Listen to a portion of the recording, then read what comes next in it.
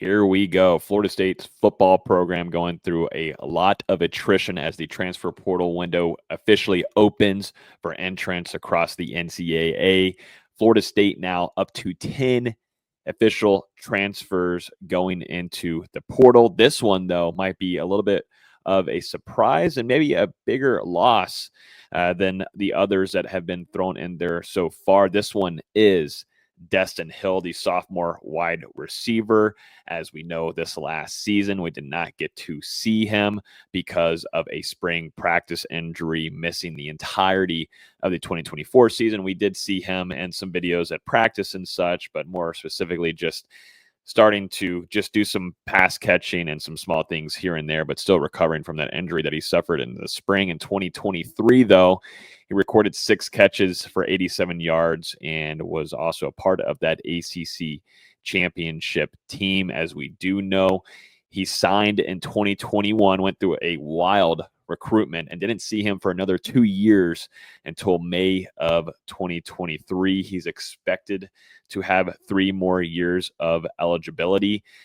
Going into this season, looking at what Florida State was going to be holding on paper as a wide receiver room, everything looked pretty damn exciting all across the board, with some veterans coming back, but also too a plethora of young talent that they were going to be able to utilize, including a guy like Destin Hill, which we saw signs from. I mean, we saw always the tape that he put together at the high school level, but then now getting to the collegiate level and what Florida State and Mike Norvell was going to utilize him with, not just only in the wide receiver room, but in special teams. But that injury this last spring really hurt him getting back out onto the field and seeing some playing time because of that recovery that lasted a very long time.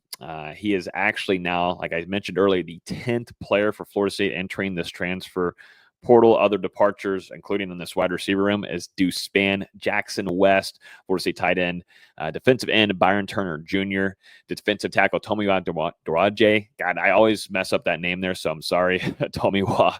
But he's entered the transfer portal along with defensive back Marion Cooper, who originally came back to FSU after going to play for Deion Sanders in Colorado, and Omar Graham Jr., Julian Armella, Florida State legacy offensive lineman.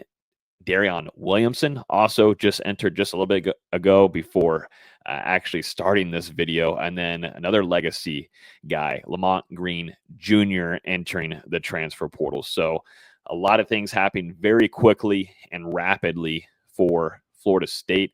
There are now 6 scholarship wide receivers eligible to return, including junior Hakeem Williams, redshirt sophomore Jalen Brown, sophomore wide receiver LaWayne McCoy, BJ Gibson, sophomore going in this upcoming season, and then Elijah Moore, redshirt freshman, and also 2 Camden Fryer. So starting to thin out a little bit here. We were looking into this last season, and like I was saying earlier, a lot of returning guys and a lot of guys that could be potential starters, like guys like Kentrell Portier, or also to guys like Darion Williamson, and things didn't just click enough. And there was a lot of inconsistencies, a lot of drop balls. And that's what we saw through this Florida State offense, is a lot of these veterans not stepping up to the plate and being a good target and a good production for these quarterbacks that were going in there, and more specifically, some of their younger quarterbacks.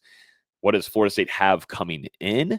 A little bit here. There's a few guys here that Florida State's going to be bringing in, including a 4-star on the recruiting side of things with Javon Boggs and Tayshawn Gelsey. And then you've got 3 stars, Tariq Mallory, and a JUCO wide receiver, Jordan Scott, coming in. So, yes, I think to me, losing Destin Hill isn't great.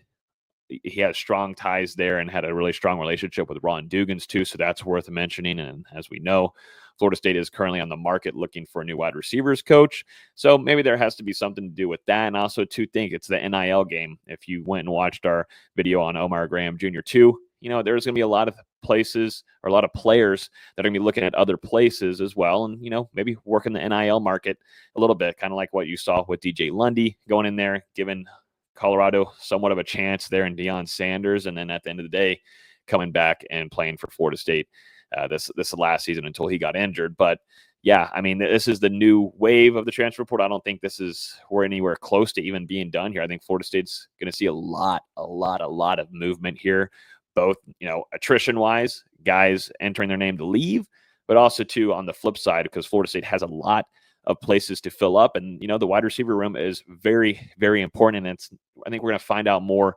specifically in this unit until we find out who Florida State's wide receivers coach is. This is a very, very important hire for Mike Norvell and this Florida State football program moving forward.